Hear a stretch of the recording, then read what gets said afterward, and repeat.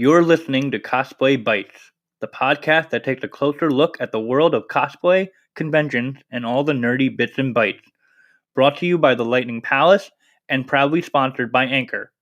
Join me as I discuss a variety of topics and conventions alongside the joy of bringing your favorite characters to life. All right, we're going to get this started. Hello, everyone, and welcome to another episode of Cosplay Bites, the show about cosplay, conventions, and all the things that content creators go through when creating crazy, awesome outfits and going to conventions when they were still a thing. This time around, I'm very happy to have the lovely Maru as my guest today. Hello. How are you doing? I'm good, thank you. Good. You sleep okay? Yeah, I did. Good. I have to go to bed at like the adult I am, so I have to be up at I'm generally up at 7:30 because I work from home and I can't be a degenerate, so I have to wake up early. Yeah, I'm more of a morning person myself, even though my IRL job usually has me coming home really late at night, so... that sucks. You want to be a morning person, but the job says no. No, that's why I'm actively trying to find something else. But before we get all up into your business and all your awesome stuff, just quick little admin top of the show stuff. Just a shout out to my current patrons over on my Patreon, which is free to view, but if you do pledge any amount, I'll send you stickers and a nice little thank you note. But my current patrons, I have Kendall, Nicole Marie Jean, Noah, Mink the Satyr, Katyuska Moonfox, Oh My Sophie, Coralia Jade, and Shaylin. And then over on my blog, Lightning Palace, I'm not going to say the repeated stuff I did in the last episode, but I just got through my PAX Online 2020 coverage.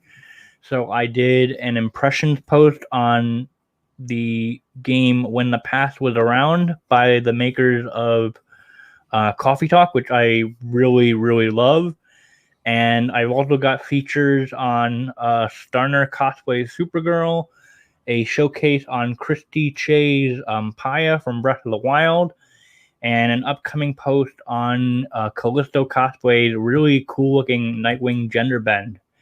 And it's certainly been a little bit difficult in finding new people to share because pandemic's got everyone stuck at home. There's no conventions going on, so people are like, I don't really have a need to create or build stuff. That is, unless you're like Maru, who and we're actually going to touch on it a little bit because you just recently was able to make the jump to become a full-time content creator, so to speak. Yeah. But so you're based in Canada. That's right. And as far as how I found you, I'm just going to say it was through another Canadian cosplayer sharing your work. Oh. Maybe it was Caesarea Cosplay. Probably. Most likely. But, so just tell us a little bit about yourself in terms of your, I guess, nerdy background or how you got into cosplay and stuff like that. Well, I'm an old lady. I'm 32 years old. So okay. I actually started cosplay much later in my life, I think I was 25 when I went to my first, 24 or 25 when I went to my first convention. And before I was ever a cosplayer, I was a digital artist. So I've been around sort of the anime art, fan art, sure. That sort of scene. I had a DeviantArt account in the early to mid 2000s, and I draw fan art and anime and stuff like that. So I've always been a wee little weeb. And I think I always sort of knew what cosplay was, even before I moved to the city and never had any opportunities to do any conventions, because I remember on DeviantArt seeing Adola. She's she's Vietnamese or like Taiwanese, and she's like one of the original cosplayers. And Yaya Han, and you mentioned Katasuya Moonfox. I remember seeing her on DeviantArt as well, and knowing what it was, but never having the opportunity to do it. And now that I moved to a city and there was an anime convention, and I was like, I'm a cosplay. Yeah, I haven't sewn since 8th grade, and that was like more than 10 years ago at the time. So if you can imagine that like, yeah, I just like went because for the hell of it. Like I said, I've always been into stuff like that, so it wasn't quite of a jump. And I really enjoy building and making things. Like I was a painter when I was really young, and then in like when I was 16, 17, and that was like 2007, or no, that was 2002 or 2004 or 5. I picked up like my first Wacom tablet and did digital art for like almost 10 years. And then since I've started cosplaying and that's really taken off and I've been able to sort of monetize my hobby, I just don't paint anymore. Like I will do my Twitch emotes and like little stuff like that, but I don't fully do what I used to do. Although like once I retire from cosplay, that's sort of my career pivot. Yeah, to go back into painting. Your quote unquote backup plan when you're all. It's not a backup plan; it's a pivot. Well, okay, all right. Okay, so you mentioned that mainly into anime.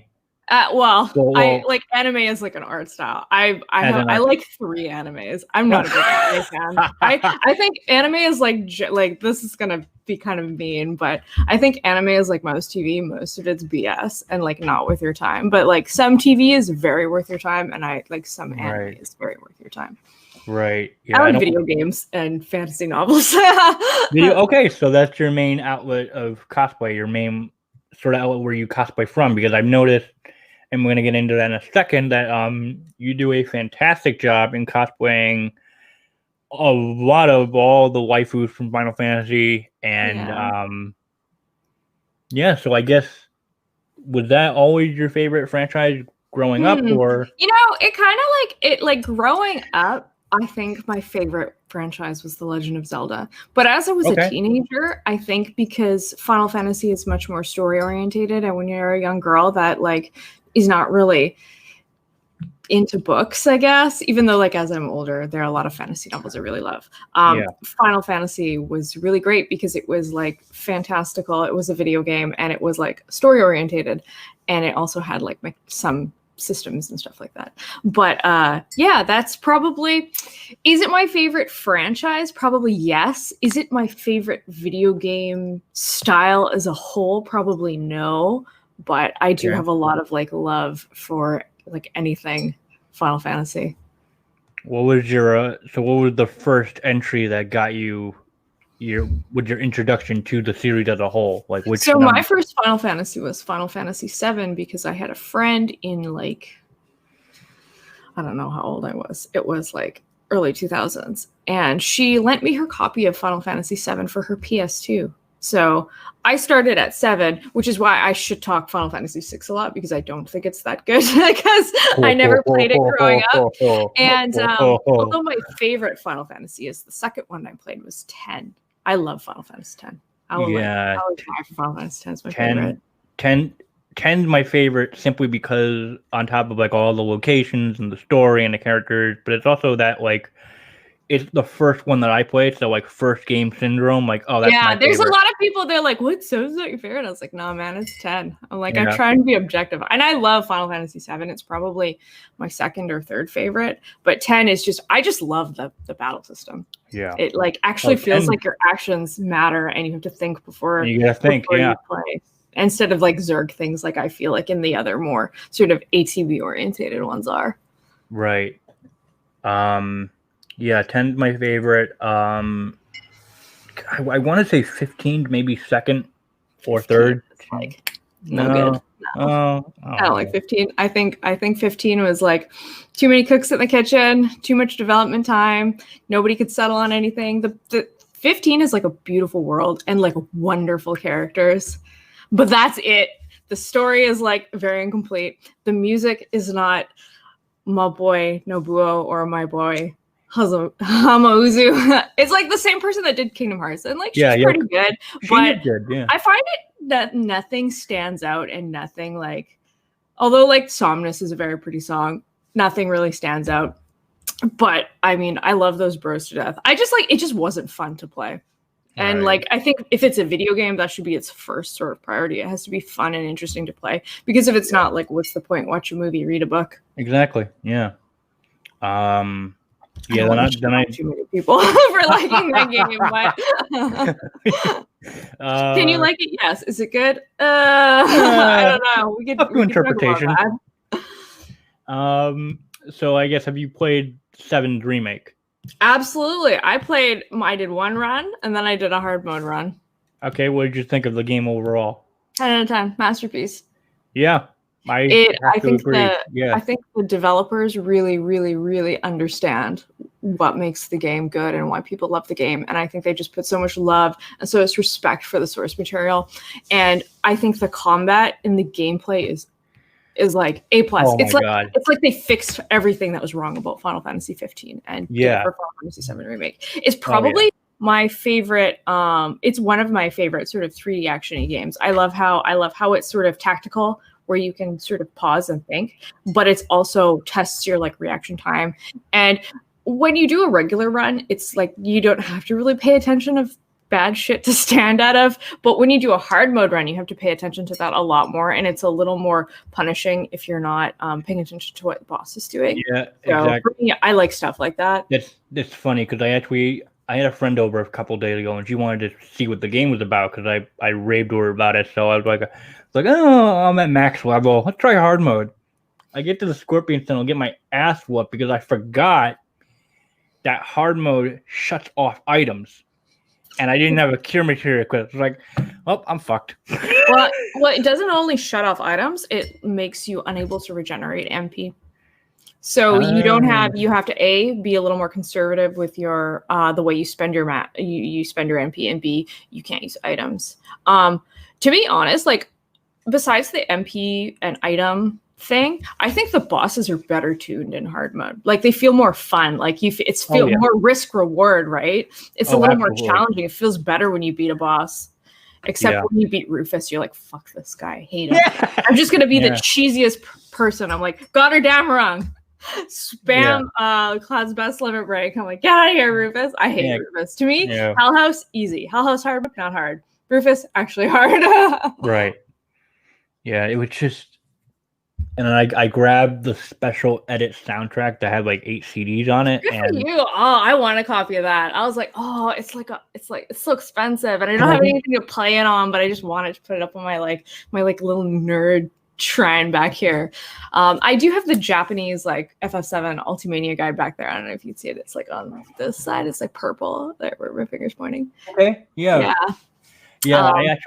I actually got the I guess they revealed the world preview book, so I got that for Final Fantasy VII Remake. But honest to God, it's a nice book. It's got some nice art, but it honestly feels like a glorified, like, beefed up instruction manual. Oh, really? Was that the Midgar like Skytree one where it's like just like small? No, it was actually fairly decent. I think after this, I'll show you the book and I'll show you the soundtrack, because it was. Because I just remember there were just certain moments in that game where you hear the old music that you were sort of grown up to listening to, and then you just hear, like, when Under the Rotting Pizza came on, and it hit me, like, oh my God. What's really wonderful is that the soundtrack is I don't know if you're ever familiar with like Dark Souls and stuff like that, but in particularly the Airbuster fight, that is obviously those who fight further, but it's very orchestrated. And when the boss changes phases, the music changes, and that's very common in like Souls games. So if your Slave Knight Gale is a 3-phase fight, and every time you fight him. Every time you like phase change, the music is a lot more intense. And it's one of the things that I think the exception is probably like Dancing Mad, because it's a progressive rock song, and therefore like it's like a 24-minute song, so the composer is able to sort of have sort of a long form boss fight, and when the boss fight changes, the music is sort of designed to like loop differently at a certain point. And Final Fantasy VII Remake does that a lot. Yeah, dynamic music changes. They heightened that, especially like they actually shared an example of like in the bombing mission run, where you have the same music in the Mako reactor, and then it just picks it up a bit at the second battle, battle, and then it just goes right back down. And it's like, oh my god. Yeah. I love so like the Avalanche theme, for example, is a piece of new music written for Final Fantasy VII Remake, and you hear it and it's very, very upbeat and happy and like sort of like triumphant. And then after the plate falls, you hear the same song as you're walking through the ruined upper sector 7 plate, and it sounds honestly like something from Final Fantasy XIII, and I think that's because Hamauzu probably composed and like orchestrated it, and it just sounds so sad. And for the longest time you can't figure out, why does this song sound really particularly sad? And it's because it's the Avalanche theme, but it's played at like a different it's played like more like sad and like lonely and solemnly. I guess solemn is probably the word. Right. And it just kind of hits a little different. It does. Yeah. Did I don't know, maybe we didn't hear the fun fact I learned that so like Hamauzu, he composed 13, he did 10. Most of 7 remake also, and 10. Well, he because Nobuo Uematsu wrote all of the entire Final Fantasy, the original soundtrack, all of the not all of the music, but I would say probably like 90% of the music is just remixes and like reimagined, like what's it called? It's like the it like plays Rip 'em Smash 'em, and it's a and you don't hear it right away because it sounds like this like starts like some techno club song, but it's actually a remix of Tifa's theme. And as the song picks up, you can sort of hear her piano music, and it's like you don't expect the song to go that way, but it does. Yeah, Hamauzu, he did 13, 10. There was like a 3 team on 10. Like he did 10, and he did Dirge of Cerberus as well. He actually started as one of the original choir members for One Winged Angel. Wow, that's pretty based. That's pretty cool. Yeah. So it's just very funny to see that evolution from being part of one of the most iconic. He has a very certain style. Like I feel like he likes the strings. He's always putting violins and stuff in his 13 music. is a great example of that. Holy smokes. 13 has a wonderful soundtrack. I like Final Fantasy 13. I'll die on a hill for that game. I did too. It was good. Yeah. Like the first outing of a new generation of consoles, it was good. And then 13-2 story was a goddamn mess. There was too much time travel, and I didn't bother but the combat was fun. Yeah, the gameplay is what I really like about Final Fantasy. and then I did not bother with Lightning Return because I tried the demo and the gameplay did not hook me, and I was like, yeah, I have a copy of it. I've never picked it up, and it's because I have so much stuff to do, so I have to like really prioritize what video games I play. Some people are telling me, what did they say? It's like Breath of the Wild but waifu. I was like, what, Breath of the Weeb? And they're like, you should play it. I'm like, I was like, give me one reason why I should drop like Nier, FF14, World of Warcraft Classic to play this game. Like, I need like a couple good reasons. And they couldn't give me any, so it's not worth my time. Oh boy. You said Zelda was one of your other favorite franchises. What was your quote-unquote baby's first Zelda? Which one got you into the series? So my favorite Zelda is The Legend of Zelda: Ocarina of Time. And I would be willing to argue that is the best Legend of Zelda. Although, like, there's Link to the Past fanboys that like, my boyfriend, he's a big Link to the Past fanboy. So I'm like, Ocarina of Time better. I'm like, no, it's not. I love Ocarina of Time. That was my favorite. Breath of the Wild or Wind Waker is probably my second favorite.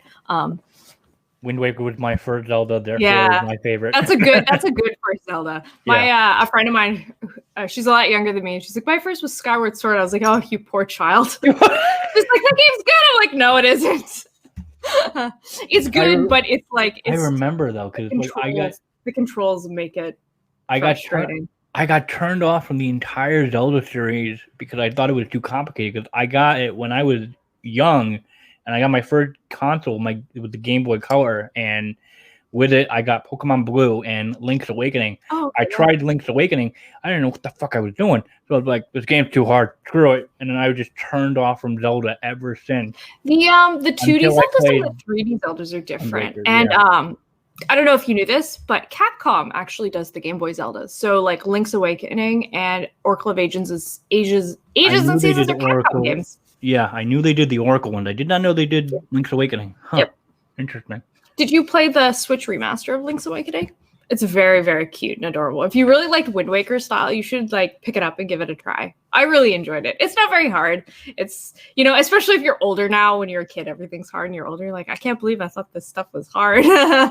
Maybe one of these days. I got games I gotta play through. Like I just actually picked up because I watched a streamer, YouTuber, play through a little bit of Hades, the newest game from Supergiant Games, and I was just... I don't know that developer. They've done stuff like Bastion, Transistor. Oh, okay. Yeah, and everyone was just raving about it, and I was just watching her play through Hades, and I was like, oh, this is actually pretty interesting, but I'm not sure if I would enjoy the game. Is it like Diablo? Like that sort of isometric top-down dungeon crawler game? Yeah, roguelike, kind of, yeah. So... I wanted to see if I could try one of their other games, see if I would actually like it. And they actually just shared, I guess, for a little while that they had like an 80% off Steam sale on their past games. So I was able to get Transistor on my Switch for free. And I just started playing it now, and it's actually really interesting. I love the sci-fi kind of like Bioshock-esque art style. Right on. Yeah, I had a friend trying to sell me on those games. I was like, I don't even like Diablo. I'm like, Diablo's like dark and moody and dark. I'm like, you can't sell me on if you can't sell me on Diablo, how do you expect to sell me on something like this? Okay, so I don't like those games. I don't find them fun. I don't like how they play. You don't like the Diablo games, or no? I played Diablo 1, played Diablo 2, I even played Diablo 3. And other than the aesthetic and the world and the Tristram guitar, that's like, I'm just not a big Diablo fan. Right. I don't find them interesting. I get bored, even though I love the aesthetic. So you mentioned you were playing through. You got like Final Fantasy XIV on your current log. You got World of Warcraft Classic. So have you played the expansions and then you just reverted back to Classic, or you never? I've been playing WoW since Burning Crusade. Okay. I have over 365 days clocked in on my Undead Rogue. Ooh. I played a lot of World of Warcraft. And that's hours played, not days played. I wasted a year of my entire life in Azeroth. I played a lot of WoW. I don't BFA. No desire to play it. I was so disappointed with Legion, even though everybody's like, oh, Legion was good at the end. And I'm like, well, they didn't give your class RNG slice and dice. It's stupid. I don't want to play. I was very disappointed in Warlords of Draenor, and I had no desire to play Pandas, even though I came back and my boyfriend and I played through it. Yeah. My WoW heyday was from Burning Crusade to Cataclysm, Burning Crusade to Cataclysm. So Classic is much closer to my WoW heyday than Battle for Azeroth is, but I will probably play Shadowlands. There's a lot of like weird issues with Shadowlands. It's like incomplete, and they're releasing at the end of next month. So I don't even know if I want to hop in. I'm like, I don't know. I have like zero faith in Blizzard now. They've really taken away what WoW used to be. Although raiding in WoW is still really, really good. It's just all sort of the dailies and the sort of chores you have to do to be able to stay viable. It's almost like a mobile game, whereas classic WoW is just like, are you level 60? Do you have friends? Can they run you through dungeons? Great. Can you make these types? Great. You can raid. You can see the game. And like, since everybody has this collective knowledge, everybody can see the game. Like, classic is not a hard game. Like, Ragnaros is not hard. Nobody's hard in classic. Right.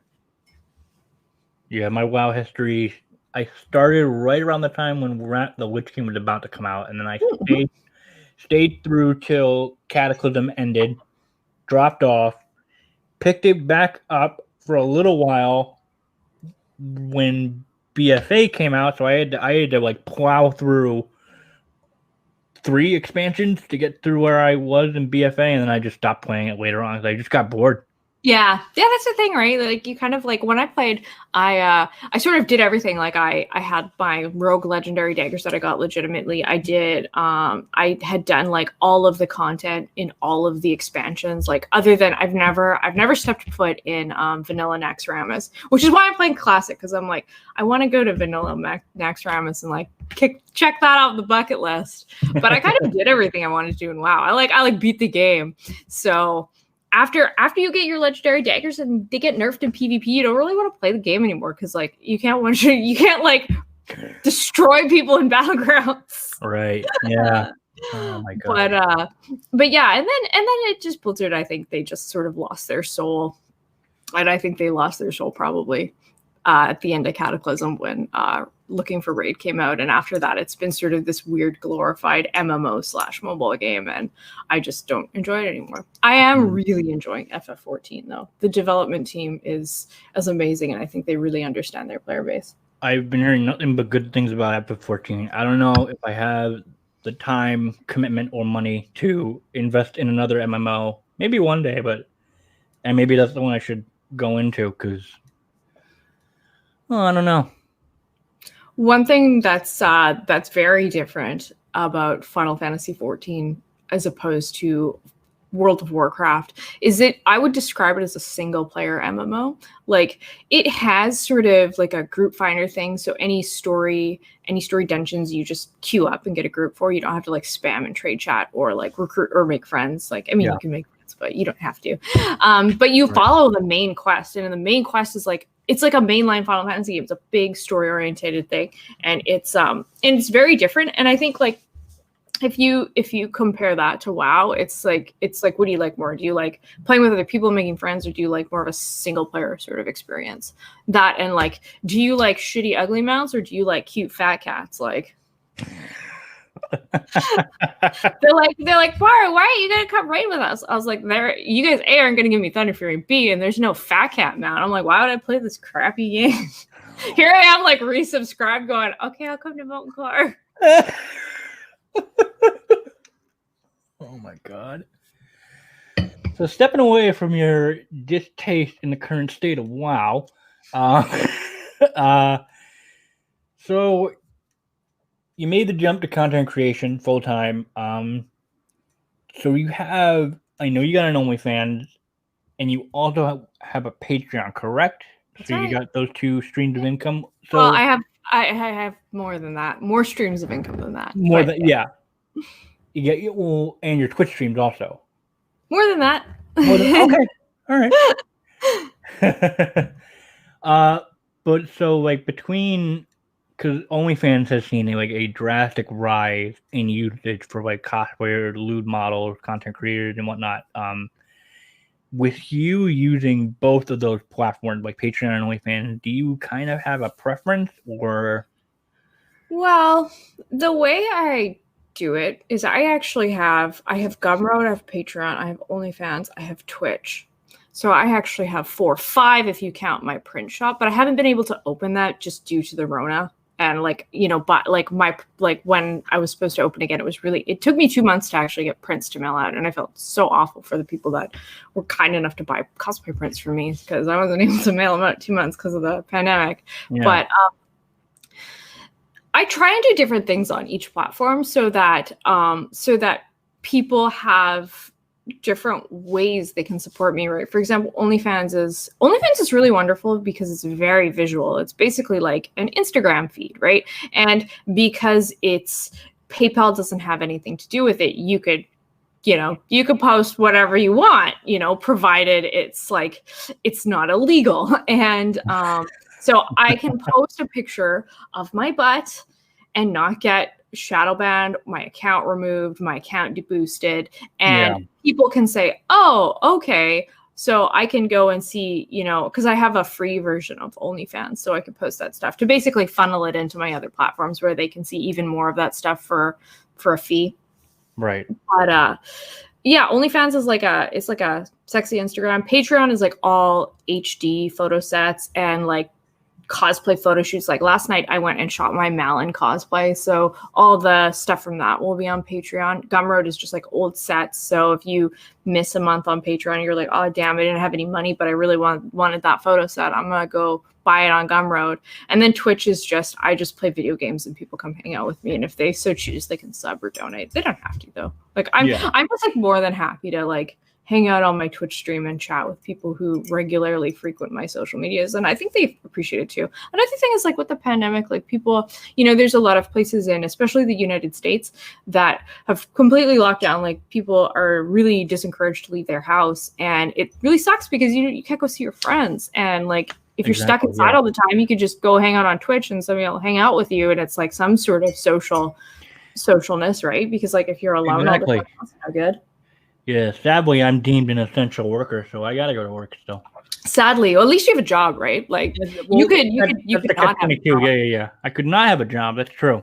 But yeah, that's the thing. Like, oh, sadly, I'm an essential worker. I was like, you could also be unemployed and like not have any money. Like, you know, you kind of have to like. I think I would rather be an essential worker than unemployed. Yeah, just gotta. I like money. That's true. I like money too. Who doesn't like money? So when it comes to creating your outfits, do you have a preference as far as like do you like sewing more or like armor making or prop making, or what kind of aspect of cosplay do you enjoy the most? For like almost 9 years now, and I used to be like, oh, I'm just gonna paint and make armor, and now I hate it. I would rather sew something. Oh, okay. It's way faster. It doesn't make a mess. I don't have dust everywhere. It's like I don't have to glue things. It's not, sewing is much more comfortable to wear. Like when Warbler was really popular, I made an entire armor set out of Warbler and I hated it. It was uncomfortable. It didn't look very good. So generally speaking, if I can sew it, I will. Another thing I like to do is like I like to cover fabric or cover like foam with fabric. But I generally, most of the stuff I do is sewing. I have a 3D printer too. So I feel that you must work smarter, not harder. So I don't do actually a lot of my own prop making anymore. I try and find files, or I'll commission a 3D model person to model something for me, and I can just print it and put it together. Because, you know, I got you. My time is valuable. So yeah, right. So in terms of like all the Final Fantasy cosplays that you've done, is there, well, okay, so I'll put it like this. Have you sort of like achieved, or do you have like a dream cosplay of yours that you have made or are wanting to make in the near future? Always asks me, and maybe this is what you're trying to ask me. If you had unlimited time and money, what cosplay would you make? And I'd say I'd make whatever cosplay I wanted, because like if I want to make it, I'll make it. Time and money aren't a thing, right? Like, I don't believe you need tons of capital to make a good costume. Like you don't have to spend thousands of dollars to make a good costume. Okay. If you do want to spend thousands of dollars, like all the more power to you. But I can't imagine spending over $1,000 on a cosplay. Like that's just insane. So if I want to cosplay something, as long as I feel like I could do a good job and I would be happy with my finished product, I'll make it, no matter time and money. Like that Triss cosplay I did earlier this year, that was always a cosplay I wanted to do ever since like I played through The Witcher 3, and I was like, okay, I feel like I'm at a skill level where I could do a really good job and be happy with it. And not, I don't have to like commission anybody to make anything. I was very lucky to find somebody on Etsy with all the jewelry files that I could 3D print. I found all the applique, and I learned how to hand sew. That cosplay taught me a lot of hand sewing. So yeah, like I think you just cosplay whatever you want. Like time and money, who cares? You want to make that, you make that. That's some solid advice. Some good advice to newbie cosplayers out there that are wanting to get into the hobby.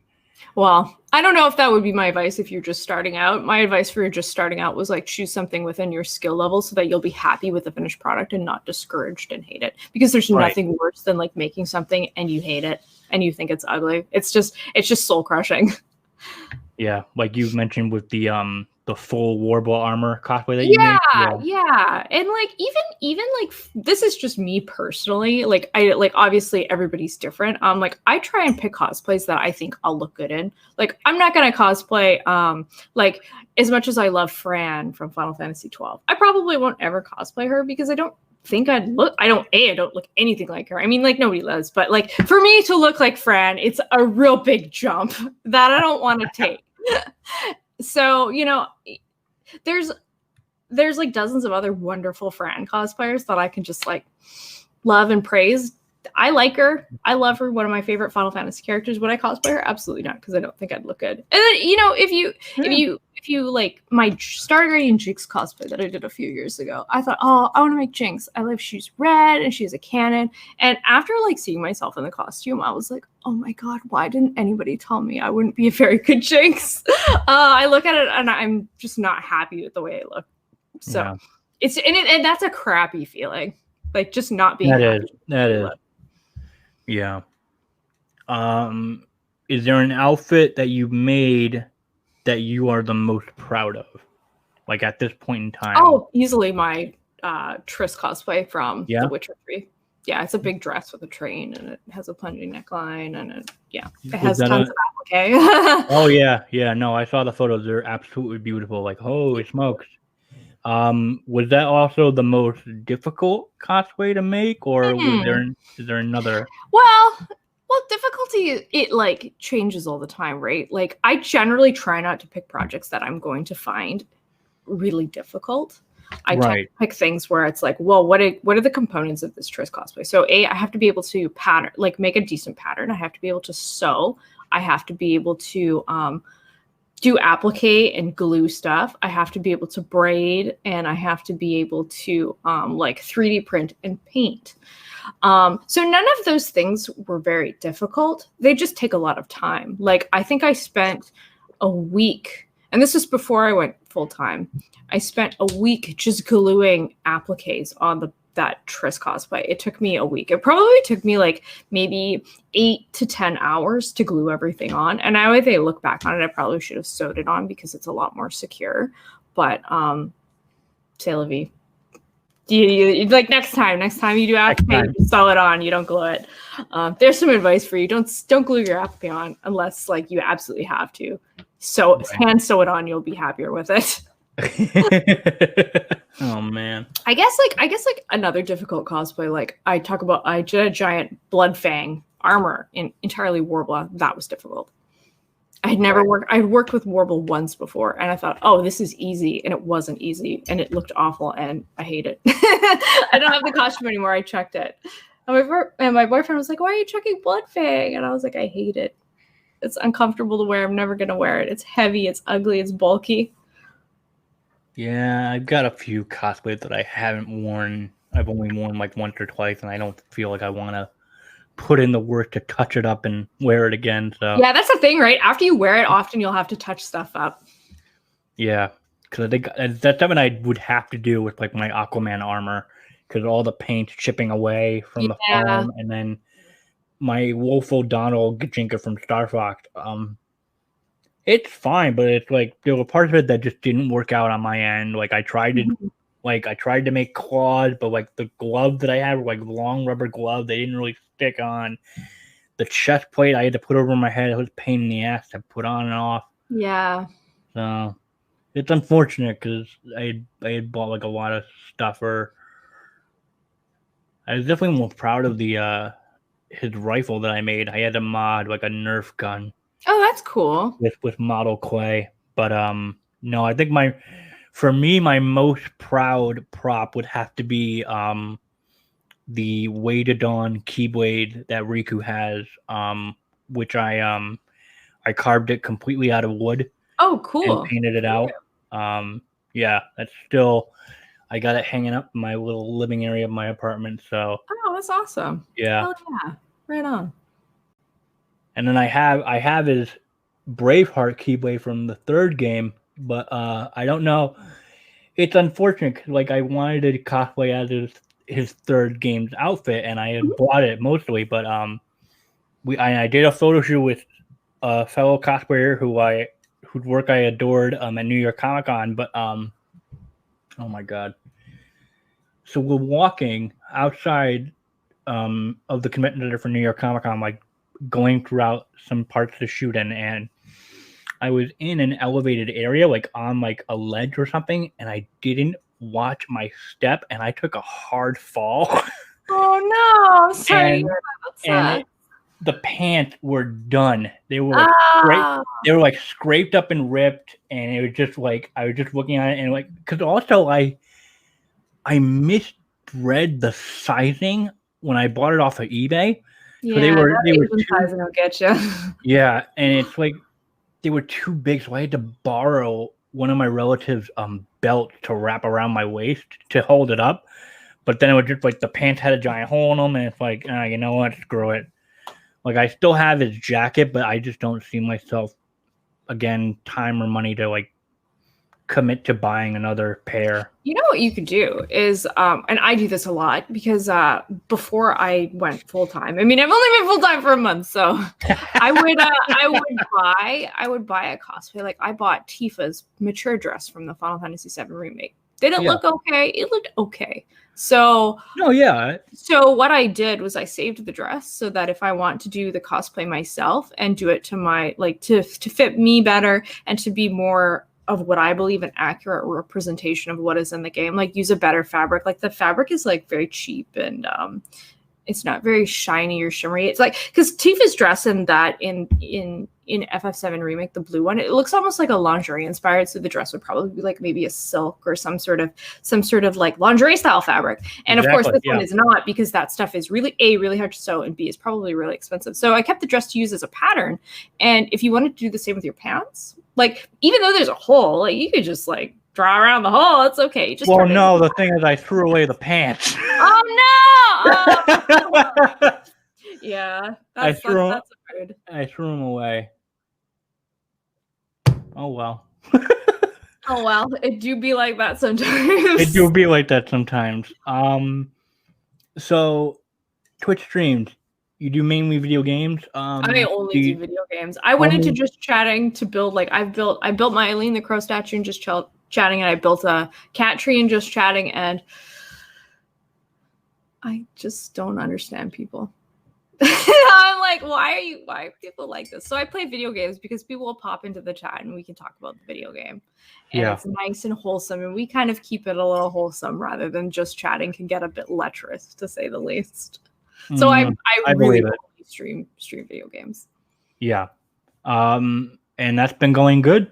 I think so, yeah. I mean, I think for me, I could stream cosplay, but to be really honest, I would be so distracted by my chat that I wouldn't work. I would chat, and B, I would look like a little goblin because obviously like after I leave the podcast, I'm gonna go put my hair up, put like my shitty loungewear on because this is a nice hoodie and I don't want to get anything on it.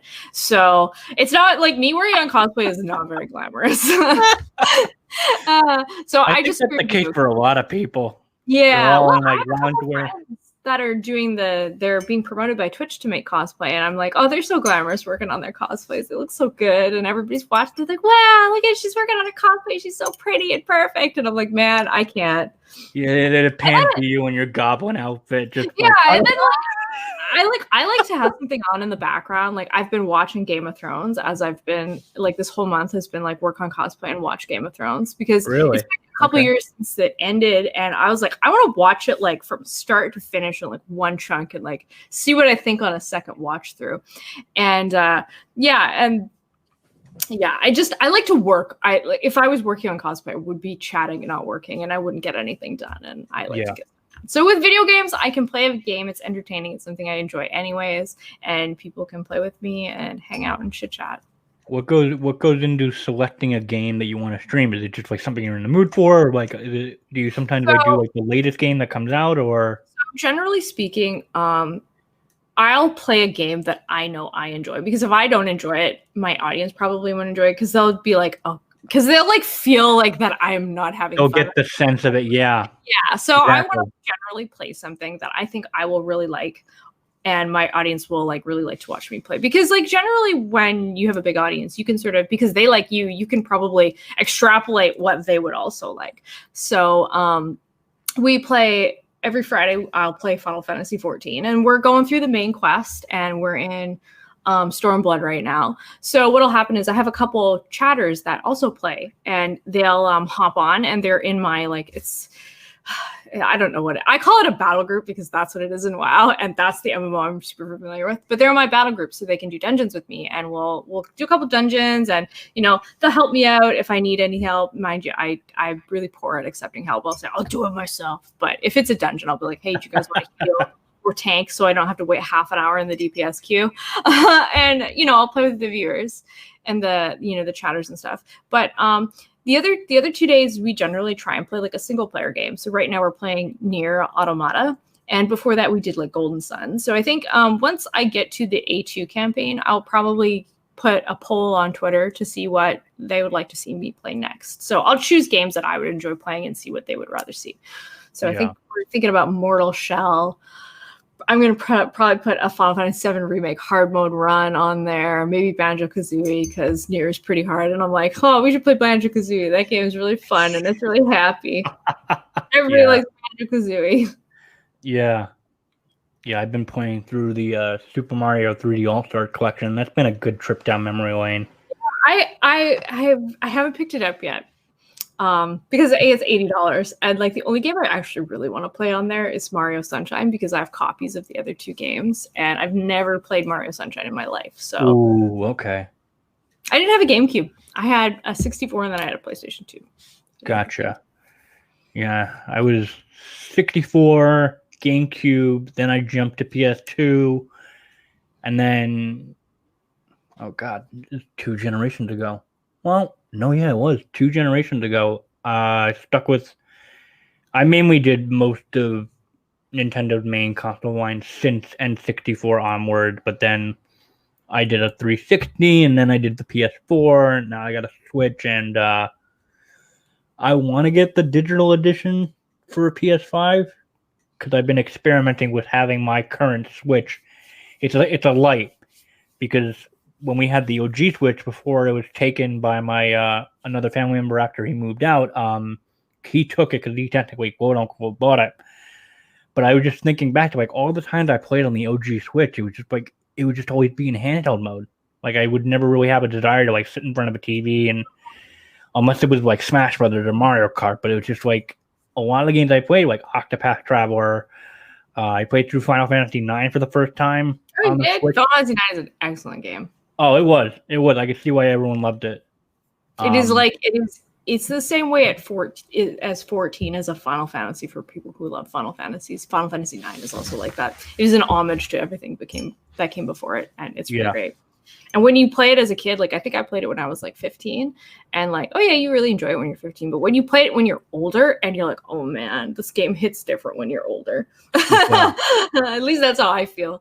Yeah, I think the only Final Fantasies I haven't played and don't know if I ever have a desire to play them are, aside from the MMOs, 1, 2, 3, 5, and 12. I tried 12 multiple times, and I could not get into it. 12 is good. You have to play 12. I couldn't get into the gameplay. If you ever played the PS2 version, it's harder than the Zodiac Age.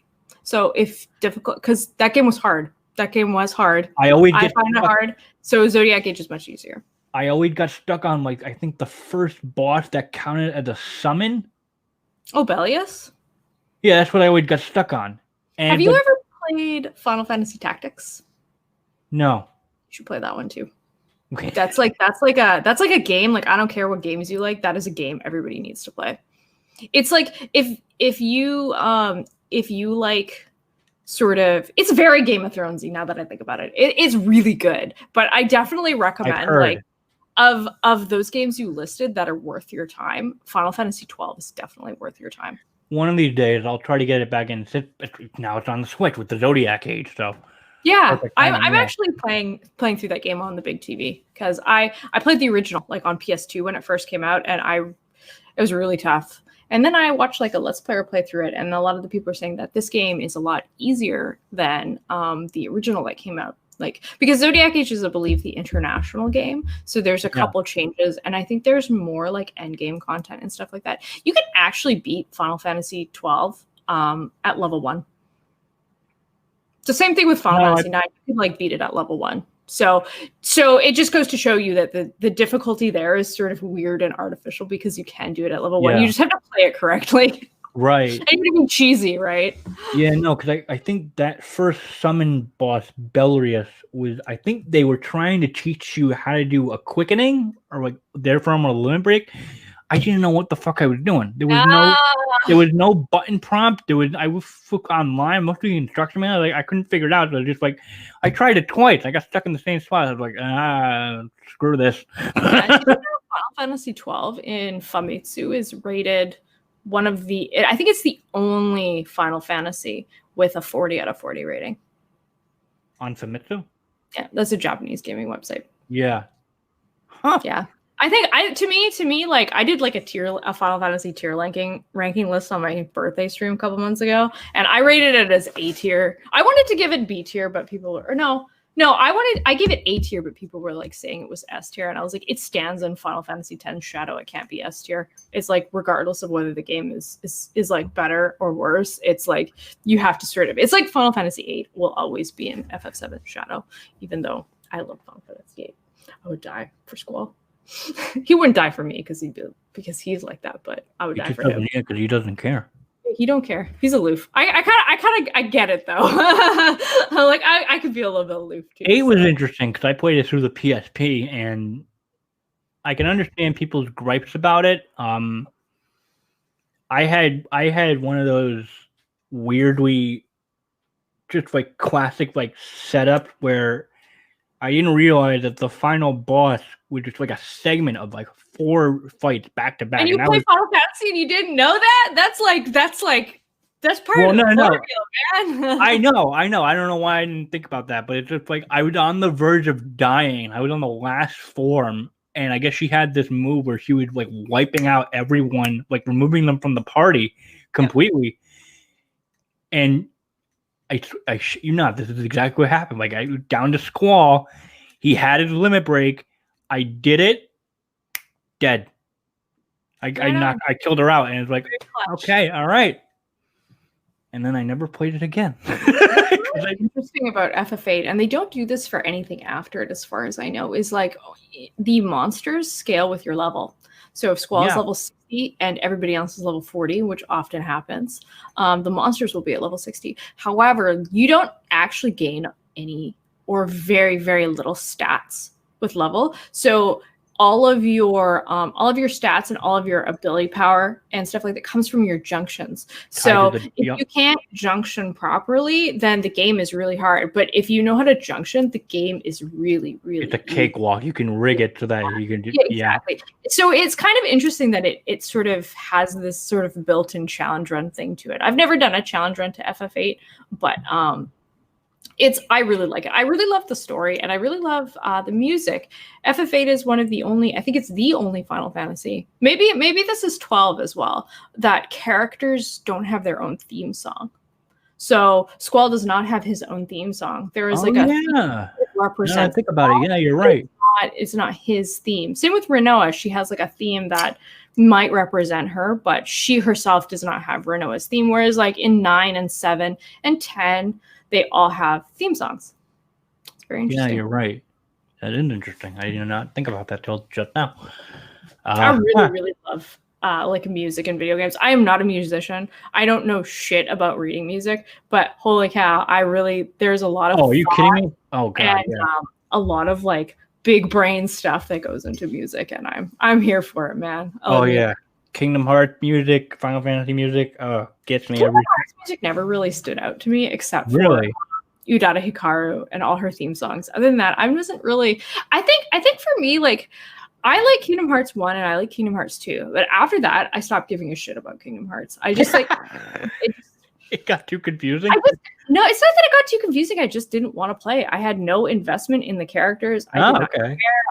The gameplay is like Zelda, but it's like Disney, and like, what do I like about Zelda? It's the dungeons. They don't really have those in Kingdom Hearts. So I don't know. I just really lost interest in Kingdom Hearts.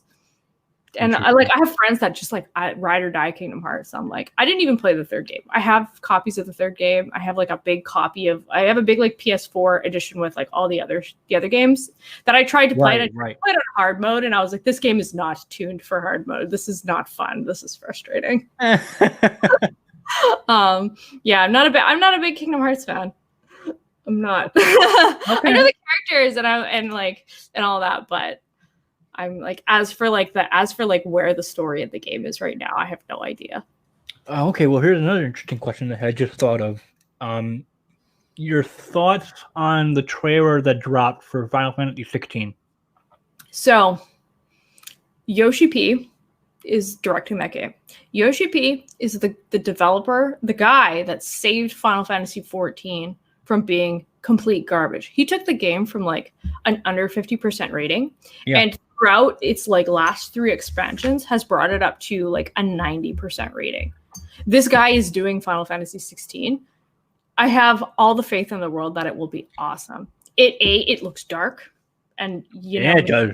I love my like dark sort of low fantasy. It's going to be M-rated, so hell yeah, hell yeah for M rating, and it's going to have like a 3D action sort of combat system because the guy that was behind, I think, Devil May Cry 5's combat is helping with that. I heard that Square Enix poached the guy after he left Capcom and bought him on. Like, okay. Yeah. Good for them. Smart move. Devil May Cry, I've never played it. People have been telling me to play it, and I probably will play it at some point, but it's 3D action combat and it's fun. So I think that fun is super important in games, and I have all the faith in the world that'll be really, really good.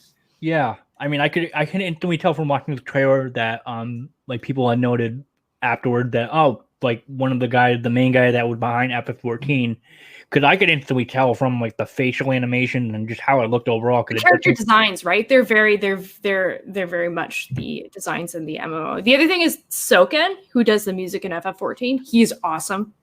He's really good, and he's also doing the music. Like you don't notice it right away, but the minute the music starts to pick up in the temp and the choir hits, you're like, oh, this is Soken. I can tell by his choirs. It's him. Yeah, I think it'll be really good. I'm looking forward to it. Looking forward to learning more info about it. Yeah, it's nice that they're going back to sort of like a medieval classical fantasy, because like 13 and like 14 and 15 and FF7 remake have been modern, and it's really nice. Not 14. Like how, 14. I meant 15 FF7 remake, and sort of like how 9 was a return to form when it came out. That's right. When we were bombarded with 6, 7, and 8. That's right. Being all modernish. Yeah. I think that's really cool. And I was saying, like, before the trailer even dropped, I was saying to my boyfriend, I was like, I bet you it's going to be like a return to something more like Final Fantasy IX. I mean, obviously it's not, because Final Fantasy IX has this very like lighthearted, kitschy look that is very reminiscent of like Final Fantasies like 1 to 6, where they're kind of kitschy and cute and sort of cheesy. This obviously doesn't have any of that. It's just the fantasy setting. Yeah, I can't wait. Very interesting to see how the summons will play a role into it. They were really front and center, and that's really unusual. Like, well, it's unless it's like Final Fantasy X. I always thought they were most front and center in Final Fantasy X. In Final Fantasy 15, they never really feel like summons. The only one I ever saw in battle a lot was Titan, and I was like, I didn't ask Titan to come here. Noctis can fight his own battles. Go away. Yeah. I think I always saw Rama most of the time, because a lot of them were just like, they were, what's the word I'm looking for? Dependent on the setting. Yeah, of where you were fighting. Conditions for them to show up, which was odd. Like I rarely saw Shiva. I rarely saw Leviathan. Which was unsettling, and it's just I love the characters of 15 World. They I latched on to Prompto like that. Yeah, they feel very real and relatable. The localization team and the voice actors did a great job of like their chit chat and stuff like that. I said when the trailer was first, like when it was first sort of, there was one early trailer like a long time ago where it was Noctis and he was obviously in Altissia, and it had like a Venetian theme. And I said to Kevin, I was like, I bet you this game is going to be like Romeo and Juliet, where both lovers are going to die at the end. And just because of the Venetian setting. And when I actually played the game, I was like, I can't believe I was right. Holy shit. I'm like, you can't you can't like reinvent the classics, right? Right. I also thought it was funny that I was like, it's a road trip for pussy. Because they're just 4 boys going on a road trip, and then there's hot old Cindy, and they gotta have a little fun before like knocking the guy to the old ball and chain. Oh my god. Yeah, those are my Final Fantasy. I would die for Aranea though. Yeah, she's pretty cool. Yeah. I like Dragoons. I played Dragoon in FF14, so Dragoons are cool. I think my favorite Dragoon is probably Fang. Aranea is okay. She ain't got nothing on Fang though. Yeah, Dragoons are my favorite just because of the whole dragon motif, because Kane's my favorite. Well, the Dragoon, I believe, was like a cavalry thing. So it's like a military thing. It's not really a dragon thing. Final Fantasy just... Well, with the dragon motif, like with the helmets and whatnot. Oh yeah, the Kane, yeah. Kane is like... Is he the first Dragoon? I actually don't think so. I think I don't think so. There was one in 2, yeah. Or maybe not 2, maybe 3. Because 2 had like a cast of characters and 3 had job classes. Anyways, I could be wrong. But yeah, Kane, you actually in FF14, you get armor, like your first set of like level 50 Dragoon armor is just like Kane's. And even like the character artwork is the Kane pose from the FF4 logo. Oh yeah. Oh my god. See, that's why I would play 14, just so that I can be a Dragoon for my entire life. Yeah, I think that the thing is, like, I find the Dragoon a little bit, and this is because I come from a World of Warcraft background, like early WoW, so maybe I'm just like old and can't understand pressing too many buttons. The rotation is wild. So you gotta press a lot of buttons. I have a friend and she does high-end raiding as a Dragoon, so she gave me her keybind and she's like, "Here, have this." I'm like, "Oh, thank you." Because like in WoW, my rogue is like 5 buttons, maybe. And my Dragoon is like double that. There's probably 10 buttons. More than 10. Yeah, my main role. You're not even king of the DPS meter and you press all these buttons. If I would have known, I would have picked Samurai so I could be king of the DPS meter, but I didn't know. I wanted to be a rogue or a ninja, but the rogue wasn't a starting class. You had to get it at level 10. So by the time I got to level 10, I was like, I'll just stick with the Lancer and be a Dragoon because this Dragoon gang is pretty cool. We got Sid, we got Kamari, we got Fang. All right, I'm in. Yeah, I think in WoW, my main class was a Paladin. And that's my boyfriend's main. He loves his Paladin. Yeah, Mage was my second main, and then when I got back into it and I had to charge through like all the expansions, I did make a Demon Hunter for a little bit. That was fun. But then it's just like I got bored. Before the update started coming in, or like the end game portion. When I first played World of Warcraft, I had a Paladin at level 70. I hated it. I was stuck healing. I was so bored. At the beginning of Wrath, I played a mage. I was so bored. And then I played a rogue and I was like, oh, this is actually fun. This is actually fun. Yeah. I found mages and paladins as like a paladin healer and a mage range DPS. I found both to be very boring. So that could be just like my experience. I also played a prop pally, but I didn't really like tanking. You can't win at the DPS tank generally if you're playing with good people. And I didn't like the positioning and stuff. And I think I was just not a very good player, but then I got better and I was like, I'm going to be a rogue. Like I played all the other roles. I earned my privilege to play like the melee DPS class that, you don't get a lot of them in raids. It's a special raid spot. It's special people. Yeah. Way back when I first started, I actually was a hunter and then I stopped because I didn't understand DPS at the time, or like I didn't understand how to like improve my DPS, or, like rotation and whatnot. So I just abandoned my hunter. I tried a warlock, abandoned him. Tried shaman, abandoned. What else did I try? Tried a death knight. I abandoned it. Oh, really? Death Knight's like a plate rogue. I remember how overpowered they were at the beginning of Wrath. I like didn't level my rogue. I like leveled a Death Knight, and there were so many that like I didn't have a raid spot. So they're like, oh, you have to level another character. I was like, shit. So how is cosplay up in Canada like compared to the US? Like in terms of like, because I know you have you have your group of cosplay friends that you hang out with or talk with every now and then. So how, I guess, how is the hobby like over there compared to what it is over here? So the thing you have to remember about Canada, the entire population of Canada is less than the entire population of California. So there's not a lot of people in Canada. And so finding cosplayers, like there's really two places. There's Toronto and there's Vancouver. And I'm in Vancouver. So there's just not a lot of people. And the thing with Vancouver, I think that the general scene is a lot younger. Like I'm 32, and I think the average cosplay in Vancouver is probably their 20s, maybe like from like 18 to like 22. And then what happens is because there's no real room to grow in Vancouver. If you want to sort of build your following, make more friends, make connections, you have to go to the States. And if that's your goal and you never meet those goals, you're probably not going to keep cosplaying, right? You're probably going to, do it for a few years and then realize, oh, I'm not getting anywhere with this.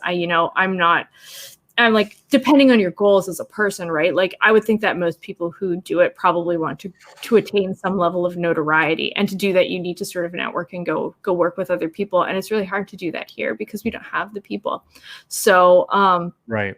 I have a very small group of friends, and I even find with them, like, I love them dearly, but with the pandemic, they're just like, one is like so busy with school and stuff like that. She doesn't have time to breathe. So she's not really making cosplay, and other people just aren't motivated, because there's no conventions. Like motivation, I like to make stuff and I like to make cosplay. I could give two shits about conventions other than I'd love to see my friends and like hang out, but that doesn't motivate me to make cosplay. So yeah, Canada, it's a lot smaller. It's a lot, there's a very low ceiling in terms of like growth and that sort of thing. So if you want to like get anywhere and make more cosplay friends, you have to go to the States. Right. So, and you guys just party way harder than we do. American conventions are way better than Canadian ones. Like we're boring up here. Like there's like a Robin Williams bit where he talks about Canada's like a grumpy old couple above like a party in an apartment building, and they're like, keep it down, eh? And then it's very true, at least in terms of anime conventions. Especially like the California ones. Like you guys, holy cow! It was like nobody at Anime Revolution day drinks. But everybody at AX, I'm sure, day drinks. I believe it. Yeah. Yeah. I'm based over on the East Coast, so I've yet to been on a West Coast con. I see it this way. I've done both. The West Coast are like the hoes and like the sexy cosplayers. And the East Coast people are like the crafts people and like A-game, actual cosplayers. Not to say that if you're a Lou girl, you're not a cosplayer, but, you're not going to be, or you might, most of them aren't going to be building like the crazy sort of ball gowns and Sakizo outfits that you'll see at KatsuCon. It's a very different crowd. Yeah. So you've been to, I think you've been to KatsuCon. Yep. I like KatsuCon because I like how everybody brings their best work, and it's so cool to see. That's how this is the level I gotta be on. I gotta get home and make better cosplay so I can be as good as a lot of these people. Because that's how I always view KatsuCon. This is the con where everyone brings their A game, and I think in partly it's because of the Gaylord's setup. The location, yeah. The scenery is just like perfect, just either outside or even inside near the gazebo, or like the like weird like park that's inside the hotel. It's nuts. Yeah, there's like, at least when I had been going to KatsuCon, I mean, obviously it's supposedly going for 2021, but if I was a betting woman, I would bet that it's going to get canceled. I'm not a betting woman, so we'll see. Yeah, I always pick cosplays based on the location. So when I go, I will think, okay, what can I shoot at this convention that fits the character? And those are the cosplays I'll bring. Right. So, would you say that Cassie was your favorite U.S. convention you've been to, or is that? No, my favorite U.S. convention I've been to is BlizzCon. Okay, that makes sense. Yeah, BlizzCon is really good. I didn't go last year because just with Blizzard's like Hong Kong BS and like all like the all their like little controversies. I'm like, I don't want to go. I'm like, I don't want to give them any more money. Like they don't need money. money. I'll spend my money. I wanted to go to Final Fantasy Fan Fest this year, but of course that got canceled. But I told my boyfriend, I was like, we're gonna go one of these years. I'm gonna cosplay the Fat Cat, and we're gonna go. Because it looks really fun. It looks like they party there, and like the one, I think it's Yoshi P. He's always in a costume. Like I think the other year he was Thancred from Shadowbringers, so he had like a gunblade and everything. I was like, yeah, it's a sick cosplay. What are you made of? Oh my gosh. Yeah, I actually bought tickets to, I guess, one of the Distant Worlds Final Fantasy concerts that they're doing. Yeah. They're doing one all on FF7 Remake. Oh, cool. It's on the last day of January next year, and I'm just looking at it, and I'm just, because I already saw that some dates have been postponed or canceled, I'm just looking at it like, please. It probably would depend on the state it's in, right? Like a place like California, it'd probably be a no-go, but if it was in Texas, maybe you might get to go with social distance. It's in Boston. Boston. Okay, I don't know anything about Boston. I always wanted to visit Boston. That's on my like American checklist of cities to see. I think Boston would be really cool. The cons in Boston are always fun. Like I actually, PAX East is the main one that I go to. I've been to a lot. That was actually my first convention, and it's always fun. The convention center itself is really nice. I got to go there at media for the first time this year for my podcast, and it was obviously one of the best experiences I ever had. Like, because I got to go all 4 days, and like comparing that to New York Comic Con, which I went all 3 out of 4 days, it was mainly because I couldn't find my friends at NYCC that I had such a shitty time. Whereas like for PAX East, like I got to hang out with some friends, but then I got to do like so much more, like some interviews. Interviewed a couple of cosplayers that were there for the show, and yeah, it's like you said earlier, it's like you could not give a shit about convention only just to go see your friend, because that's really what makes all the difference. Yeah, exactly. Yeah, I have so many American friends, like it's great. And they visit, like we come see them, and everybody's like, oh, it's the Canadian girls, they're here. It's like, oh yeah, we're here. Yeah, it's like one day we'll smuggle some Timbits on the plane. One day. Yeah, just the way we're handling the pandemic right now, I don't see conventions opening up next year. Like I said, it like, because American politics are just all like, I get ads to vote, okay, and I'm not even American, and I'm like, why am I seeing this crap? I'm like I don't care. I'm Canadian. So it would depend. Like from what I'm seeing, it's state by state. So some states are a little more totalitarian about it, we'll say, and other states are like, eh. Like I feel like Texas is very chill. Like they're mostly back to normal, and then like some places like California are still locked down. At least where I am, it's pretty much open. There's like mandatory masks everywhere. I mean, like obviously if you're outside on the road and you're walking, you don't have to wear a mask. But if you're in a mall, all our transit is mask mandatory, and tons of stores are mask mandatory. And I think our bars and stuff aren't allowed to serve alcohol past 10 p.m. because all the young people were getting a little too litty and spiking our faces. So they're like, no more fun. We gotta close the bars, boys. Yeah, I think up here. Yeah, from what I've heard and seen, like our state has a pretty good handle on the whole thing, but like some places don't do dine-in, some do dine-in. But I mean, when I'm not going to work, I'm just in my house unless I have to go get groceries, or if I'm in the mood for takeout and I just get it delivered.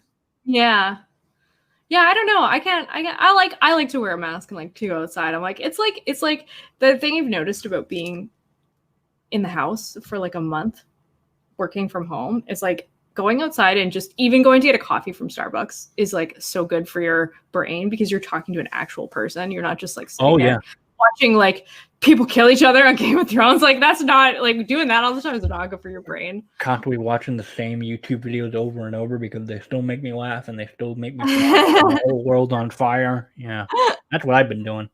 That's good. And then occasional phone calls with friends. That helps a lot.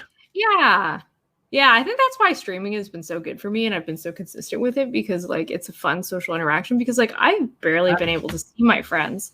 And like Canadian Thanksgiving is in 2 weeks, and they're thinking that they're gonna say, hey, there's no more than 6 people in a household together, and those are your 6 crews. So my parents don't live in the city. Like, they live up in the boonies of northern British Columbia. So I was just there in September, so I'm not probably going to go back until Christmas.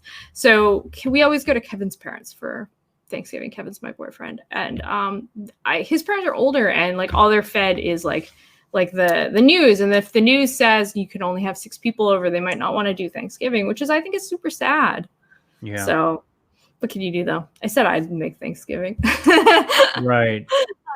Yeah, I have no idea what my family's plans are. This is a whole mess of drama that I don't want to get into. Oh my god. On that note, let me take a little peek here. Unless there's anything else you want to talk about or mention as far as like cosplay or like being a content creator or like advice you want to give. Unless you got questions for me. No, I'm just looking at my little list of things I wrote down as far as like research was concerned. Yeah, your OnlyFans taking off. You're doing well with your Patreon. You got all your sets on Gumroad. I love seeing your outfits and your work. Your Quistis photos, spicy and not spicy, they're really good. Oh, thank you. Really good. And yeah, I guess we could wrap it up here. Just sure. Thank you so much for taking the time to do this with me. And if hopefully our paths will cross and we'll get to meet in real life when conventions are a thing again. I definitely want to hit up KatsuCon again one of these days. If they want to follow your work, Maru, where do they go? So you can follow me on Instagram at Maru Wins. You can follow me on Twitter at Maru Wins. You could check out my Twitch stream at Maru Wins. It's easy. It's all the same. You don't have to. You could find one, you can find the other. I'm pretty good at linking stuff back. So right. Even if you just find me on one, you can find me on the other. All right.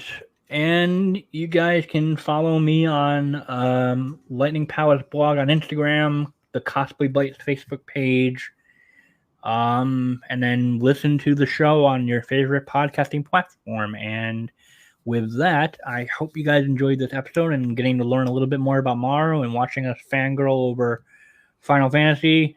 And just stay tuned for the next episode, and we'll talk to you guys soon. Bye. Thank you for listening to today's episode. If you enjoyed it, please feel free to leave a review and feedback.